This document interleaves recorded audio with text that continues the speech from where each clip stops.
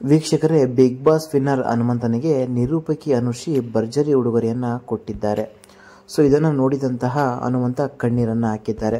ಹಾಗಾದರೆ ಅನುಶ್ರೀ ಅವರು ಕೊಟ್ಟಂತಹ ಗಿಫ್ಟ್ ಏನು, ಇದ್ರ ಬಗ್ಗೆ ಸಂಪೂರ್ಣವಾಗಿ ಮಾಹಿತಿ ಕೊಡ್ತೇವೆ. ಈ ವಿಡಿಯೋನ ನೀವು ಸ್ಕಿಪ್ ಮಾಡದೆ ಕೊನೆವರೆಗೂ ಪೂರ್ತಿಯಾಗಿ ನೋಡಿ. ಅದಕ್ಕಿಂತ ಮುಂಚೆ ನಿಮಗೆ ಹನುಮಂತ ವಿನ್ ಆಗಿದ್ರು ಖುಷಿ ತಂದಿದ್ರೆ ಈ ವಿಡಿಯೋಗೆ ಒಂದು ಲೈಕ್ ಮಾಡಿ. ಹಾಗೆ ನಮ್ಮ ಚಾನಲ್ಗೆ ಇನ್ನೂ ಕೂಡ ಫ್ರೀಯಾಗಿ ಸಬ್ಸ್ಕ್ರೈಬ್ ಮಾಡ್ಕೊಂಡಿಲ್ಲ ಅಂದರೆ ಈಗಲೇ ಸಬ್ಸ್ಕ್ರೈಬ್ ಮಾಡಿಕೊಂಡು ಪಕ್ಕದಲ್ಲಿ ಬರೋ ಬೆಲ್ಲೈಕನ್ ಕೂಡ ತಪ್ಪದೆ ಕ್ಲಿಕ್ ಮಾಡ್ಕೊಳ್ಳಿ. ಹೌದು ಸ್ನೇಹಿತರೆ, ಎಲ್ಲೆಲ್ಲೂ ಈಗ ಹನುಮಂತನ ಬಗ್ಗೆ ಚರ್ಚೆ ನಡೀತಿದೆ.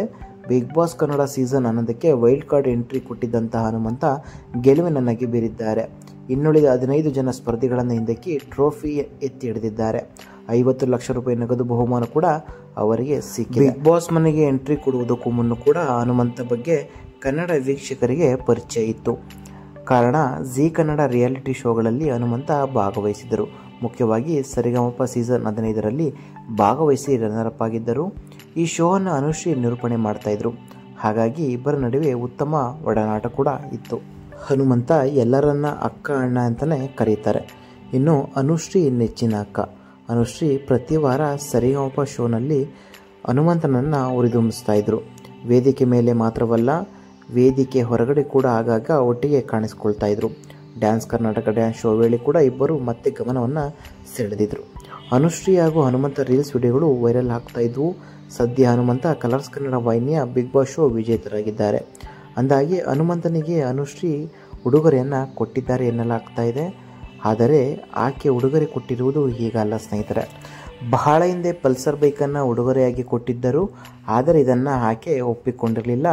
ವೇದಿಕೆಯೊಂದರಲ್ಲಿ ಕೇಳಿದಾಗ ಯಾವುದು ಕೂಡ ಹೇಳ್ತಾ ಇರಲಿಲ್ಲ.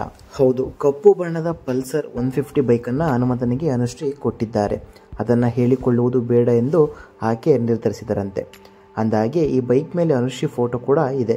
ಇತ್ತೀಚೆಗೆ ಯೂಟ್ಯೂಬರ್ ಒಬ್ಬರು ಹನುಮಂತನ ಮನೆಗೆ ಭೇಟಿ ನೀಡಿ ಹೋಮ್ ಟೂರ್ ವಿಡಿಯೋ ಮಾಡಿದ್ದರು. ಅದರಲ್ಲಿ ಕೂಡ ಆ ಬೈಕನ್ನು ತೋರಿಸಿದ್ದಾರೆ. ಹನುಮಂತ ಬಿಗ್ ಬಾಸ್ ಮನೆಯಲ್ಲಿ ಇರುವುದರಿಂದ ಬೈಕ್ ಮನೆಯಲ್ಲಿ ನಿಂತಿದೆ. ಬೇರೆ ಯಾರು ಕೂಡ ಬಳಸ್ತಾ ಇಲ್ಲ ಅಂತ ಹೇಳಲಾಗ್ತಾ ಇದೆ. ಬಿಗ್ ಬಾಸ್ ಸೀಸನ್ 7ಕ್ಕೆ ಹನುಮಂತ ಸ್ಪರ್ಧಿಯಾಗಿ ಹೋಗುತ್ತಾನೆ ಎಂದು ಒಂದು ಚರ್ಚೆಯಾಗಿತ್ತು. ಆತ ದೊಡ್ಡ ಮನೆ ಒಳಗೆ ಹೋಗಬೇಕೆಂದು ಅಭಿಮಾನಿಗಳು ಬಯಸಿದ್ದರು. ಆದರೆ ಅದು ನಿಜವಾಗಿರಲಿಲ್ಲ.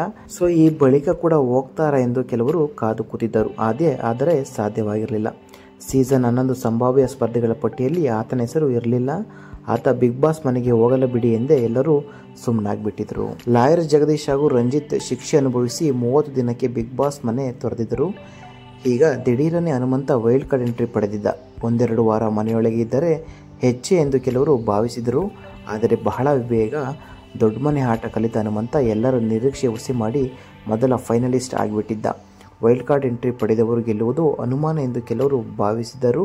ಆದರೆ ಅದನ್ನು ಸುಳ್ಳಾಗಿಸಿ ಗೆದ್ದು ಬಿಗಿದಿದ್ದಾನೆ. 50 ಲಕ್ಷ ನಗದು ಬಹುಮಾನ ಗೆದ್ದಿದ್ದಾನೆ. ಸೊ ಇದ್ರ ಬಗ್ಗೆ ನಿಮ್ಮ ಅನಿಸಿಕೆ ಮತ್ತು ಅಭಿಪ್ರಾಯಗಳನ್ನು ಕಮೆಂಟ್ ಮಾಡಿ, ಈ ವಿಡಿಯೋನ ಶೇರ್ ಮಾಡಿ. ಧನ್ಯವಾದ.